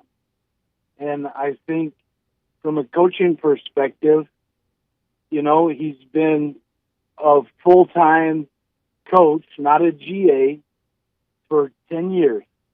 So he came to Northern Iowa in the fall of 2016 or probably the spring of 2016. That was his first full-time job. And I think Coach Snyder probably said, you need to get away from here and go do something else. And he left him up there for 1 year, and then he brought him back. And, then he coached the quarterbacks at Kansas State. And, the rest of it, you guys know he was here for, 8 years, and then A&M for 2. But if you look at what he's done as a coordinator, he scores points. His quarterbacks have success. He treats people the right way, and he is 100% what you think he is what he is. Like he is as genuine and real of a person as you're ever going to meet in this business. And that's why I think all of us coaches that followed him and believe in him. That's why we're here, because of who he is as a person, and ultimately because of who he is as a person, we know that we're going to have success on the football field. Coach, last thought here, and I want to double check. Are you coaching specifically? Are you coaching safeties? Yes, sir. Okay, so obviously, K-State, you guys in the portal have added a number of guys out of the transfer portal. For example, Coy Beasley is one of my favorite guys you guys picked up. But I would just like to know if there were any goals in mind or particular kind of players or what you just have in mind with the pickups in the portal or recruiting high school kids, about what you're looking for and just the plan you guys have for year one. Yeah, well, in terms of the portal, we tried to build back with guys that had, you don't want to stack guys all in the same class. So we tried to build back guys with different numbers of years, so that you don't get lopsided, because ultimately we want this, or Coach Klein wants this to be a developmental program that's built with high school kids. So hopefully we don't have to go into the portal and take 25 kids every year. I think we took 23, in those 10 or 12 days that we were doing that. I don't think that's going to be the plan. The plan's going to be, hopefully we only take, 7, 10, and we can build this thing and develop guys the way that Kansas State's always done it, by recruiting high school kids and building them up in the weight room and building them up in football and helping those kids to reach their full potential, and then just supplementing with a couple of portal kids here and there. But ultimately we tried to find guys that we felt would make us better. Coy Beasley ran a 10.3, so he's fast. Those guys don't grow on trees in Kansas. And so we found him and we thought, man, this kid we thought was different than what we had. And he's got years to play. He's got 3 years to play. And we felt like we could help him to get better, and we felt like he could help us, and it just seemed like a really good fit. And so we ended up taking him. All right, Coach, well, I'll let you go because I know you're on the road, and but I appreciate you giving us 25 minutes of your time to talk about you and talk about the future of K-State football. It's a very exciting time, and I wish you nothing but the best and safe travels, and I'm sure we'll meet in person soon. But thank you for your time. That sounds great. I appreciate it. Stay warm. Yes, sir. Thank you, Coach. All right, take care. All right, that's Jeremiah Johnson, new K-State safeties coach here for the Wildcats under first years. Colin Klein now as the head coach. We'll take a break. I thought that was a great conversation. That's a down-to-earth guy. And his numbers, go look him up. If it's not, in the press release by K-State or anywhere else you look, the numbers speak for himself. The success speaks for itself. His recruiting, knows Kansas City very well. Obviously knows the whole area really very well. That's why he was talking a lot about Kansas City guys, some of his favorites, and very interesting to hear that connection with Chris Kleiman and how tight those guys are. We'll take a break. More of the game is coming up next.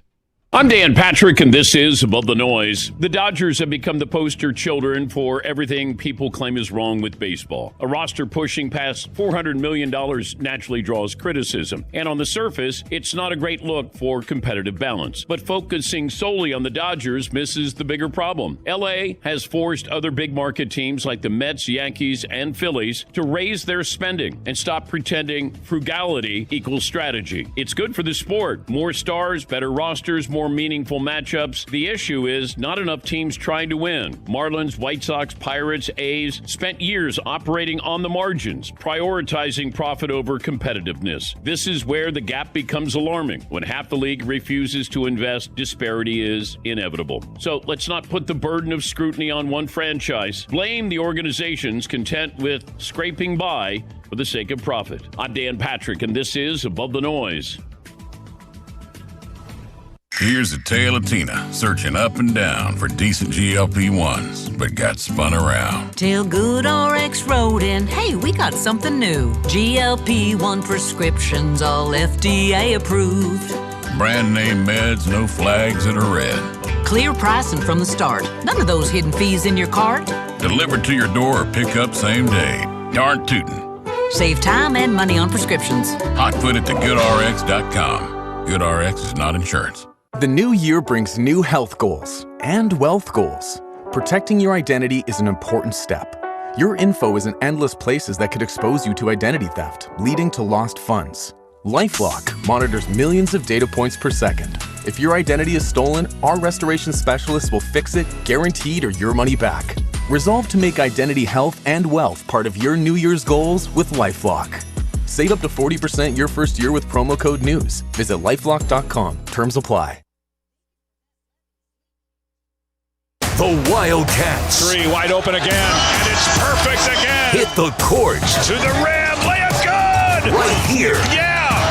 How about these Cats? Be here every game as the Wildcats pounce the hardwood all season long. 3 seconds, 2, 1, buzzer, ball game.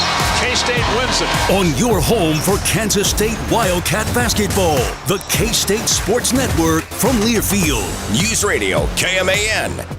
I'm a pretty great multitasker. I can wash dishes and do laundry. I can roller skate while walking my dog. I can even order lunch while doing my homework. But I can't use my phone while driving. A distracted driver is one of the leading causes of death in the United States. So when it comes to driving, please, don't be a multitasker.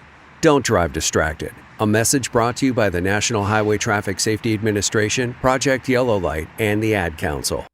Helping your inner circle prepare for emergencies can start in many ways. Put together an emergency kit with WIPE-WALL. Create a family communication plan with your tita. Remind Bai to keep a backup battery charged. It all starts with a simple step, telling those you care about to be ready for the worst. So start a conversation and plan for emergencies together. Get more tips at ready.gov/start. Brought to you by FEMA and the Ad Council.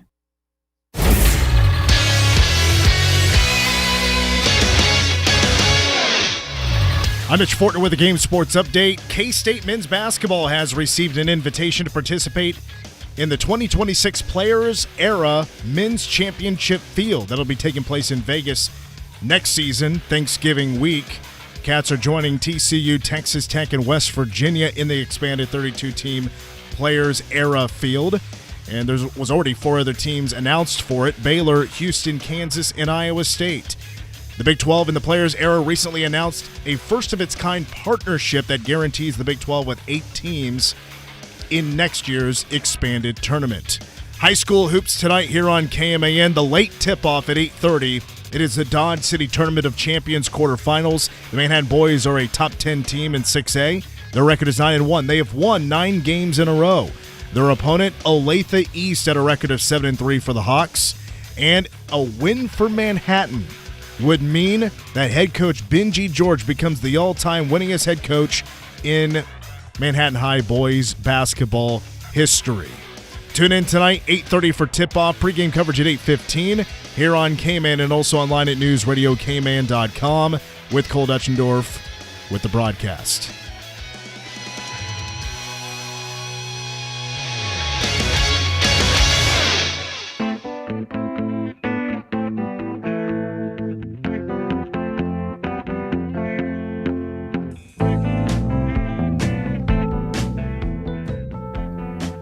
Hour 2 of the game continues. I'm Mitch Fortner. Across the glass, Toby Hamas from the Manhattan Mercury. Toby, you're a Kansas City kid. Were you Olathe? Lenexa. So what school would that be? So I was Shawnee Mission West, but I mean, you could be any number of Northwest, West, South. What's West? What's their mascot? The Vikings. Oh, the Vikings. What were your colors? Gold and black, mainly. I don't remember. Yeah. I've been calling Manhattan games for a decade now. I don't ever recall Manhattan playing them in anything. Yeah, there's not a lot of crossover. I can't say I've had like a conflict of interest at all with covering Manhattan High and then also, my alma mater. Did you go to high school with anybody cool? Like anybody, a name we would know? So Maya Nichols, KU basketball, the 5-star recruit. Otherwise, no one notable that I went to school with, just Paul Rudd and I'm blanking on the name for the Ted Lasso actor, Jason Sudeikis. Yes. They both went to Shawnee Mission West? Both of them, yep. So you must have you must be rich. Yeah, surely. You got some cash in your family. Got a nice house? Yeah, Butler? No. Somebody clean your room? No. All right. I was just guessing. I heard Paul Rudd kind of had some cash growing up. Not him, like his family, Yeah, no, that would come to mind for Shawnee Mission East. Oh, Shawnee Mission East is the rich school. Shawnee Mission East and South are that's kind of where the money's at in Shawnee Mission. So I'm wrong. You're more. Yeah, West and North are kind of the bottom feeders of Shawnee Mission. I'm trying to quickly look and see who I can find in the famous alumni. Like Clay Center, we don't have a whole lot. It's Nicole Oldie, the right. Gosh, the Fox News guy. I'm blanking. Steve Ducey, I think that's his name. And me. Okay. It's about as good as it gets. Yeah. I'm not even famous. No, I'd say you're famous. No, there's others. I just can't think of them. But no, Willie Fritz went to your high school. The football Houston, coach? Yeah, Houston head coach. Wow, okay. He was a Shawnee Mission West kid. Well, I couldn't have told you that one. I'm not recognizing a whole lot of these names. There's a few politicians, but who cares about them? A couple of draft picks, NFL draft picks, Jerry Bell, Roy Foster. Yeah, all right. Willie Fritz is the big name there in sports, though. Yep. But you're right. Paul Rudd did go to your high school. Mm-hmm. Well, that's neat. Yeah. Anywho, we're back with the game here on KMAN. Phone line, text lines are open, 785-537-1350. We got a little for a colleague of ours is having a vasectomy tomorrow. We are asking for some advice. One text coming in says, go stock up on frozen peas. Interesting. Well, we do have ice packs now. You can just use I get what he's saying, though. I was thinking maybe a steak or something. Vasectomy, dude messed up. I should probably read this before I read it out loud. You get those done for March Madness games. Excuse to stay home. Okay. I see what you're saying. Yeah. That is not a bad point. But March Madness is 3 weeks. Right. If we're thinking first, second round, yes. I don't know. How long are you on the shelf after a vasectomy? Is it a week? Maybe like the day after the Super Bowl is a better time to use that excuse. Well, that should just immediately be a national holiday. Right, yeah. All right, speaking of big money action, I want to talk about the players' era for just a moment. So we talked about this months ago, but is when the Big 12 made this partnership. It was announced earlier today, K-State men's basketball has been invited to play in the players' era. Of course, they're going to play in this. A lot of information to talk about it in case you don't know what this is. So it's been growing over the years. And it started as an 8-team field, and then last year it was like 18 or something like that. It was basically pool play. They were like in their own little pods. In these pods would then have championship games. KU played 3 games. Like there were multiple Big 12 teams that played in this, but they didn't play each other. They played schools from other conferences, the Big 10, the SEC, the ACC, the Big East. Like they were all in this. But it's continuing to grow. The players' era, this all started as a way to – they wanted – whoever basically put this all together, I know And One is very involved in this as well. They wanted to create a tournament, as far as I understand, that gave back to the players in NIL, incentive to bring all these big teams in, and it's not breaking the bank. what they've done in the past is, this last year, every team got $1 million to play in this, and it all goes to NIL. And then if you kept winning games, you won a championship, you finished in the top 3 of your pool, you got like an extra, starting at like $300,000. You could get an extra $1 million on top of that. And so the Big 12, of course, led by Brett Yormark, this move to basically get automatic bids for the Players Era. So starting next year, the Big 12 is going to get 8 automatic bids starting next year, but based on this past season's Big 12 standings. So you may think, well, last year K-State didn't finish in the top 8 because it's going to be the top 8. Here's the deal. There was already other teams, good teams, that already had commitments elsewhere. BYU and Arizona, they are already committed to next year's Maui Invitational. So that means 2 teams in the bottom half were going to move up. K-State and TCU tied for 9th place. So K-State, by, BYU and Arizona already having plans, K-State moves up. They get the automatic bid. I'm a big fan of this, obviously, because it's NIL. I think this is a recruiting tool because this is guaranteed. This is a guaranteed NIL incentive. This is guaranteed money for these players. So in this, it's not even what's coming from the school. This is separate. I don't know how it gets divvied up. If you have 15 on your roster, how they're going to cut that up, I would assume. I don't know this for a fact. I would guess like the top guys would maybe get a little bit more piece of a pie, or if it could be split 15 ways, I don't know how that works. But now Coach Tang, assuming, I'm going to stop there, can use this to recruit for next year. And I'm sure other teams are doing this as well. Now, some need it more than others, and I hear what people are saying, freaking out, we're just going to go lose all these games. I also look at it as, there's been some tournaments where K-State's been playing Liberty. They've been playing teams that are not a power program. Well, these losses don't look as bad as others. Maybe you'll avoid potentially a Bowling Green loss. I don't know. I don't, especially with the tournament expanding. I don't know how many games K-State will be playing. If it's going to be 3 or if it's going to be more. So we don't know those details. But Toby, I do like this obviously for K-State. A lot of teams would like to be playing in this. The Big 12 gets 8 automatic bids. They're throwing a bone this year to get in. It's incentive to obviously do better. Anybody would be happy to get that extra money in NIL. Yeah, I agree with you. There's a lot of question marks surrounding this tournament, a lot to still learn about how it's going to work next year. But what we do know is that NIL is important. That's not going to change in this era of college athletics, and that Jerome Tang understands that the importance of NIL, revenue sharing, all of that. So this gives K-State just a chance to bring more money in, and it's hard not to be in favor of that. No, and I think this is something college basketball needs. I mean, the ratings are just going down. I don't know in the recent, the last couple of years what they look like, but leading into 2 years ago, the ratings have kept going down. Nobody watches college basketball until it's the NCAA tournament. College basketball needs a big event early in the year. And this Players Era, I think, is that. I don't know what the ratings were for this year's. It's continuing to grow.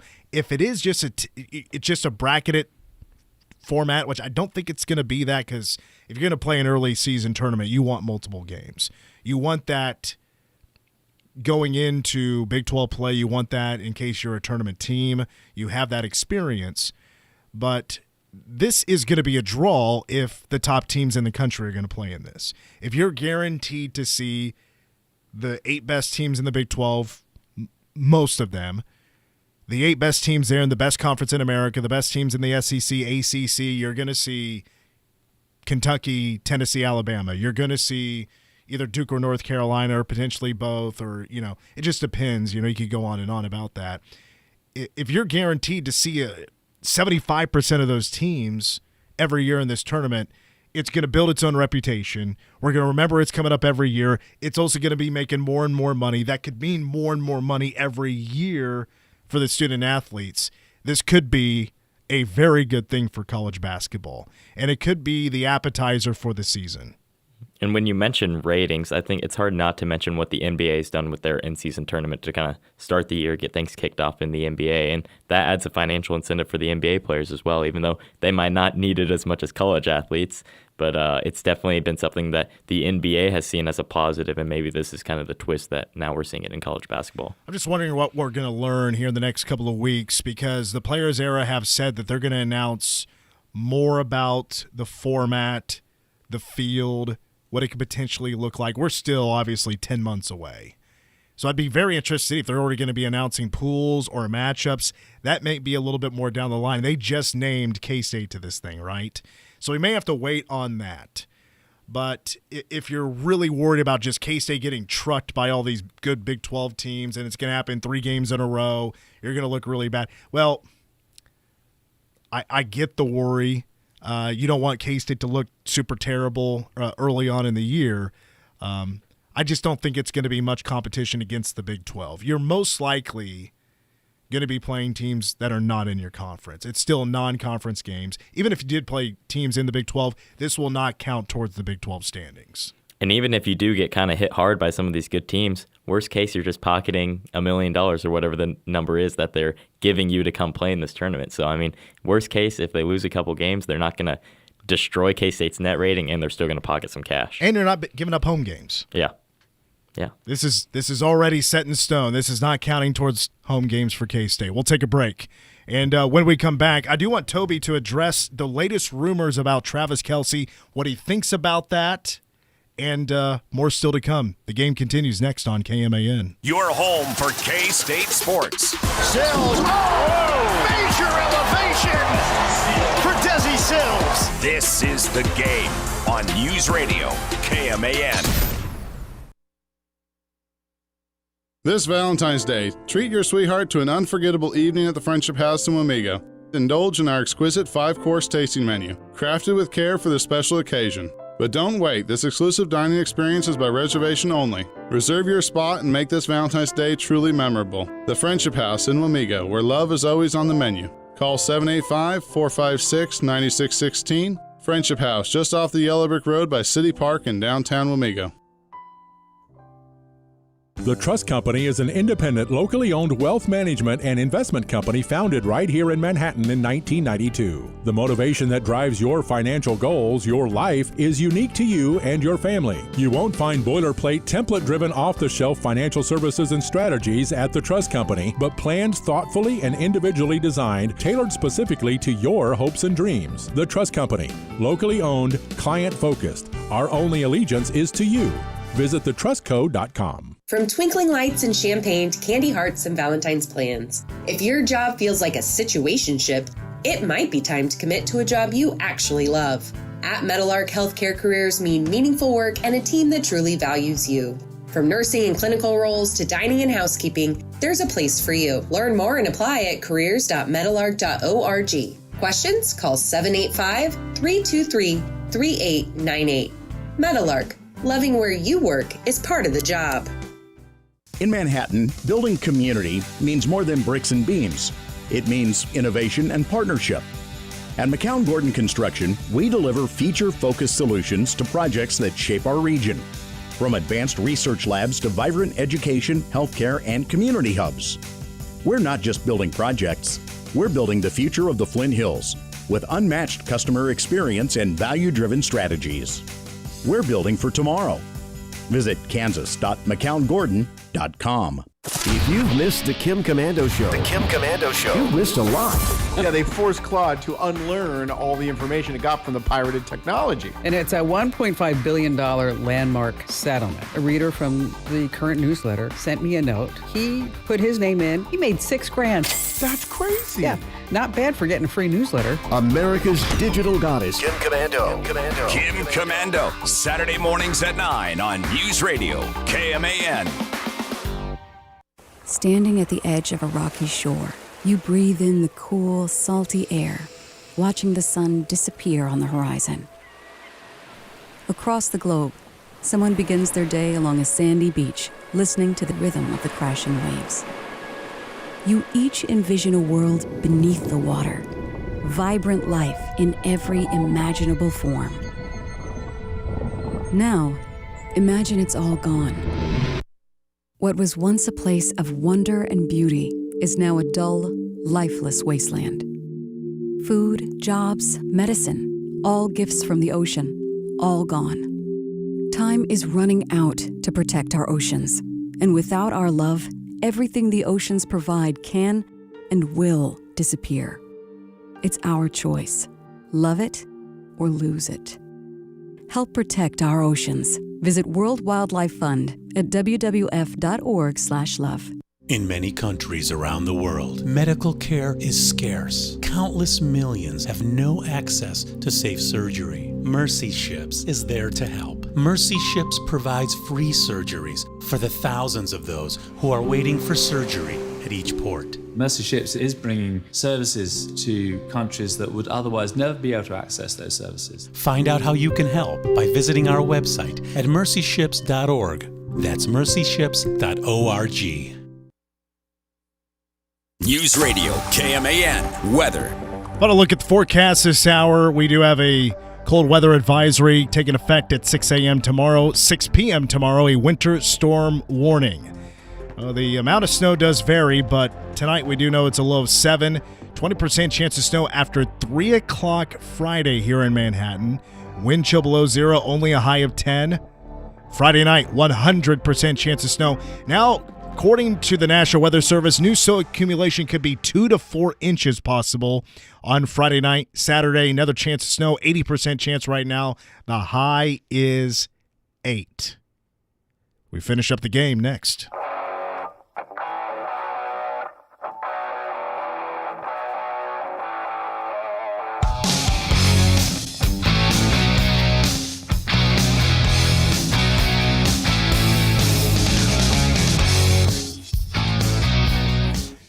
Well, Toby, if I know you well, you love a good rumor.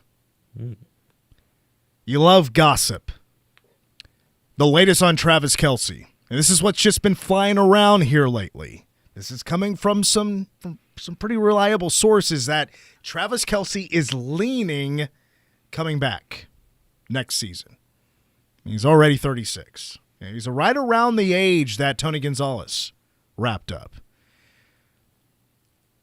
I wanted to get your thoughts on that. If you think it's a good idea for Travis Kelce to return, my personal thought is I think with the return of Eric Bieniemy, who's going to be the OC, if this is Travis Kelce thinking, I'd like another season with Eric Bieniemy, this is the reason why I would think about returning.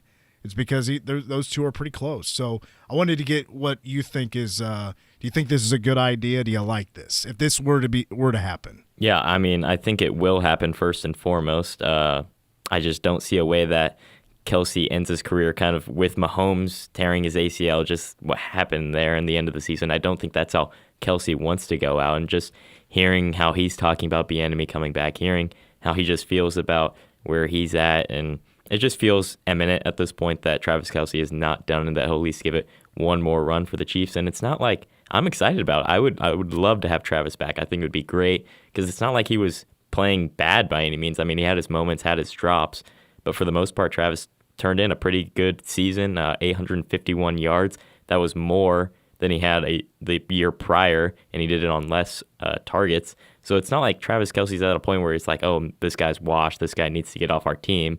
I think Travis Kelce would be welcome back, and the Chiefs don't really have an answer at the tight end spot either right now. So, do you think he's still got it? I think he's got enough in the tank. I know the Chiefs. Right. I talked to Cole about this. He said the Chiefs would probably continue to try to run him into the ground as much as they can. They're not going to give him the rest, but man, I still think he has at least one more season left in the tank. Well, do you think it's good that Bieniemy is returning? There's two thoughts here. It's either one. Yes, he was pretty successful in Kansas City, won a Super Bowl. Mahomes played very well in his offense. But does Kansas City also need maybe some fresh, ideas, some fresh looks, some fresh thoughts, some fresh blood, some new blood in their locker room? Yeah, I definitely think there is a need for that. So I agree that it's an unimaginative hire for the Chiefs, but I also can see the point that They can trust this guy. He'll get guys fired up. He's kind of like the opposite to Andy Reid in that he's more vocal, will yell at guys, kind of get them fired up. And I think that's what the Chiefs need. So it definitely has its positives, has its negatives. We'll see how it plays out. I do think it's a positive in the sense that all the mock drafts I'm looking at have the Chiefs going Jeremiah Love, and Eric Bieniemy is a running back guru, and I think that would be a big plus if you do go running back with their first-round pick.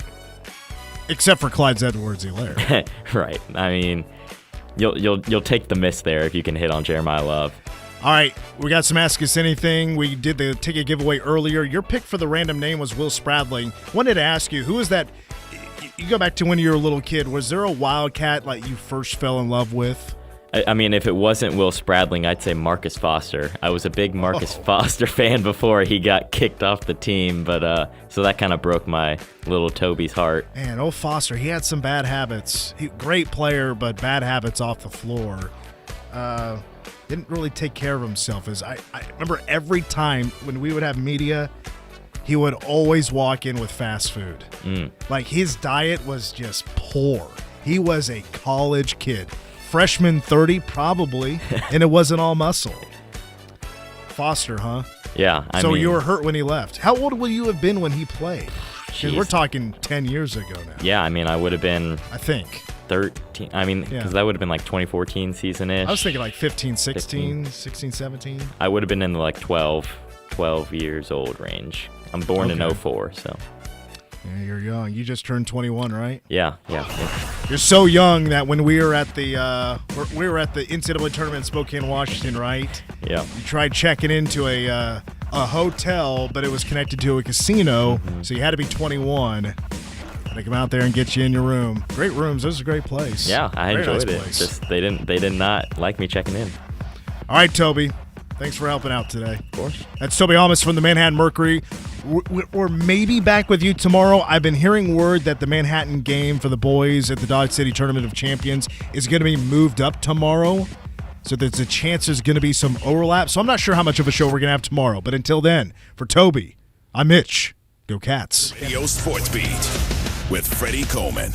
If it happens the way the New England Patriots believe, they could have another great quarterback leading them on a potential great run when it comes to Drake May and the Patriots in their first AFC Championship game together against the Denver Broncos. And don't sleep on the Broncos, even though Bo Nix is not going to be the quarterback. The one thing I've noticed about Drake May and his ascension among the Patriot faithful, you're seeing a lot of those Drake May jerseys from young kids who are saying, hey, Dad, hey, older brother, hey, Mom, hey, older sister, Tom Brady's your quarterback. But Drake May is my quarterback. When you only have that kind of age bracket where you can really focus on that and you have people rally around you and you've been able to play like that in year two being an MVP candidate when it comes to Drake May, the quarterback of the Patriots, plenty of young people rally around somebody that they can identify with. Not saying they can identify Tom Brady, but that was their quarterback. For the new generation of Patriot fans, Drake May is their quarterback. In 60 seconds, now what for the Buffalo Bills? Texting enrolls you in a recurring automated marketing text messages. Consent not required to purchase. Message and data rates may apply. The team's looking good this season. I think so. Man, I miss playing football. Ever since I turned 40, I just can't find that fire I used to have. Think it could be lower testosterone? What do you mean? I was feeling the same way. After 40, the body has less testosterone, and men lose their edge. That's why I take Nugenix Total T2. That's the testosterone booster, right? Yes, but Total T2 is their brand new formula that skyrockets nitric oxide levels in as little as 3 hours. Since I started taking it, I've been lifting like when we played for Coach Carter. My energy is way up, and it even spiced up things between me and the missus. Are they still giving out complimentary bottles? Yep, just send a text. Text AREA to 42424 for your